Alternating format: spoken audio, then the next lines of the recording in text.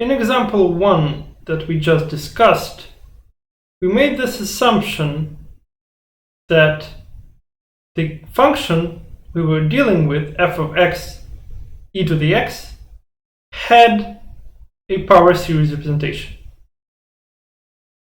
In other words, in this example, we started with the assumption that f of x has power series representation.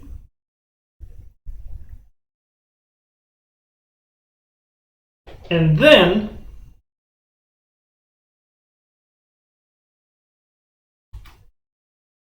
with this assumption, we concluded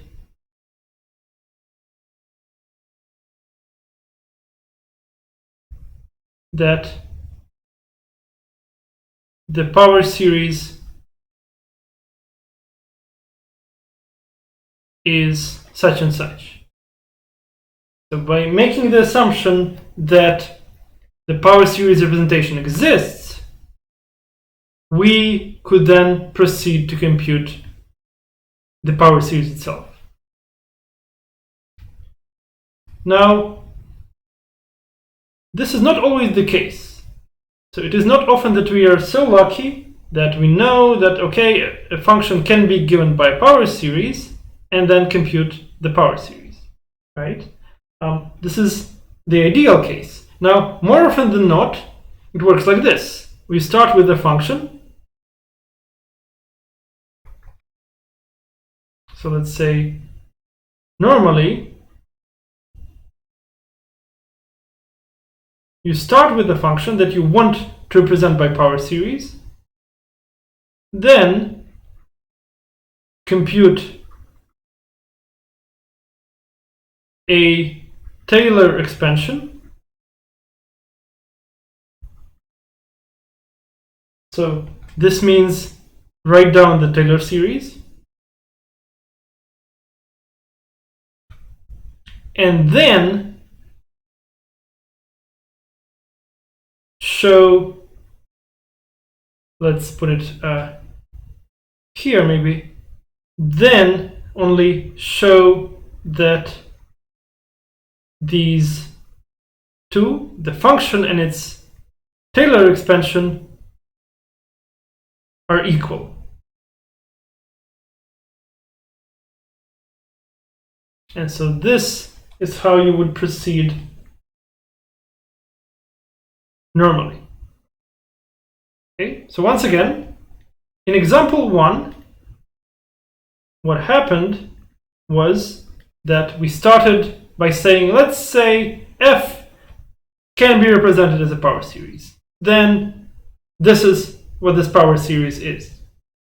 Whereas usually you start with the function that you want to represent by power series. You do not know yet that it can be done. So you start with the function. You want to find its power series. You do not know if it can be represented as a power series or not. You compute a Taylor expansion. Again, at this point, you're just trying your luck. You're just computing some funny looking infinite series, which may or may not be equal to the function. Okay, I'm having trouble with these vertical lines. Okay, there we go. So you start with the function, compute a certain Taylor expansion using the formula from our theorem. At this point, you do not know that a function can be represented as a power series. So it may be that these two are actually different. But then you will want to show that they are the same. Okay, and once you have done that, once you have shown that the function f of x and a certain power series are equal, you're done. Because if they are equal, of course, f of x can be represented as a power series. Right? So this is the usual workflow. And so we have discussed basically this step, right? So here you would just use, oops, at this stage, you would just use the formula from the theorem, right? So just set ck to be equal to the kth derivative at the point A divided by k factorial, which gives you a certain power series, right? But we have not yet discussed how to do the second step, showing that a function and the formal Taylor expansion that you obtained for it are in fact one and the same.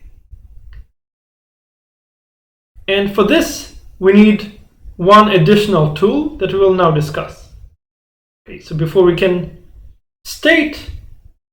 phrase the specific tool we want to talk about, we will need some additional language. So what we will do now is we will discuss how to show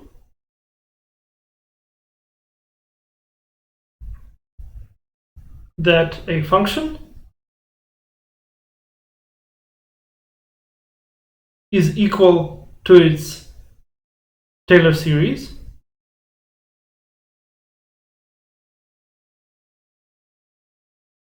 and if we can do this for a function, it means that, of course, it can be represented as a power series. So that proves this assumption we were making previously in example 1.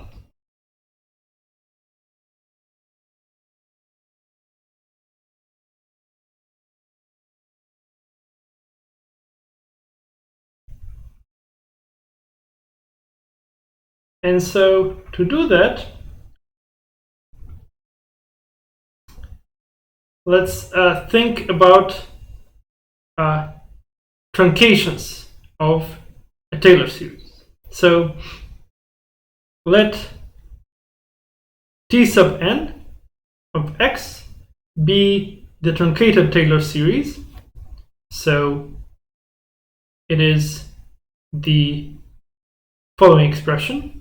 It's the sum k from 0 to n, kth derivative at the point A divided by k factorial times x minus a to the k. So you see that this is the nth partial sum of the Taylor series.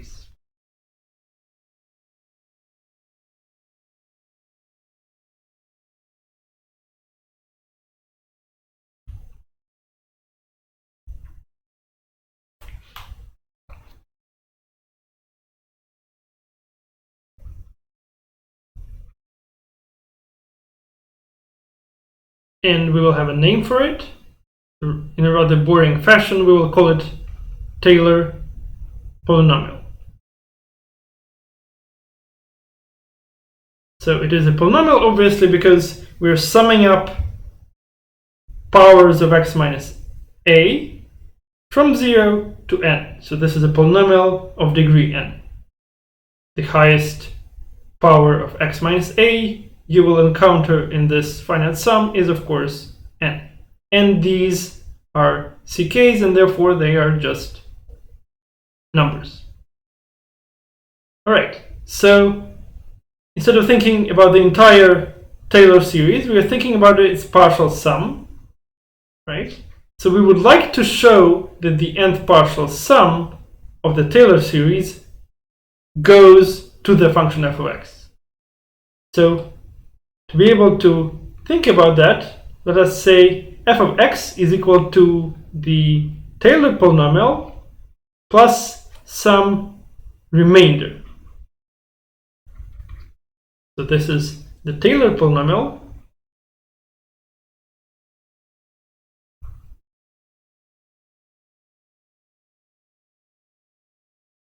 And this is the remainder of nth order.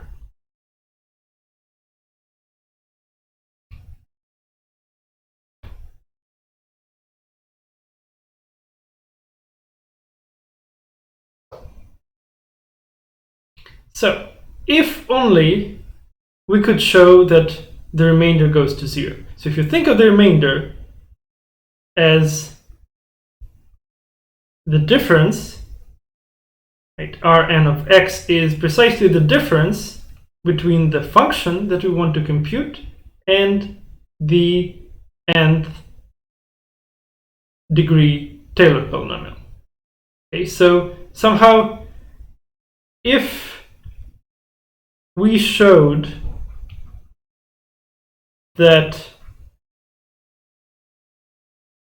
Rn of x goes to 0 when n goes to infinity, we would know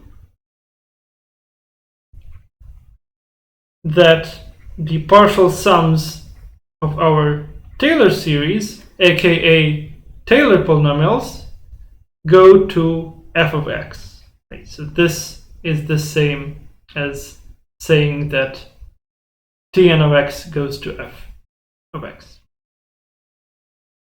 And so if we're able to show something like this, we would know that Tn approaches f of x, and we would have the equality of function and its Taylor expansion. And now that is exactly what we're going to do using the so-called remainder estimate.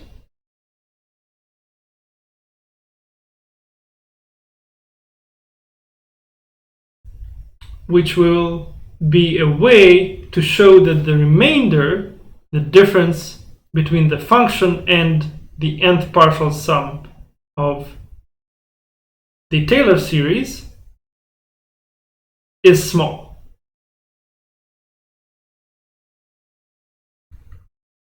So another name of this result will be Taylor inequality.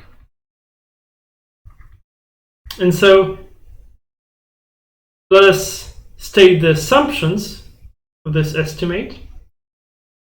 If we know, let's say, let's first state what is the goal of this estimate. So the goal is to show that f of x minus Tn of x is small when n goes to infinity. And so since Tn, the nth degree Taylor polynomial, is the nth partial sum of the Taylor series, if we're able to show this, then we know that the Taylor series is equal to the function. Okay? And the way to do it will be the following. If we know that the next order derivative of f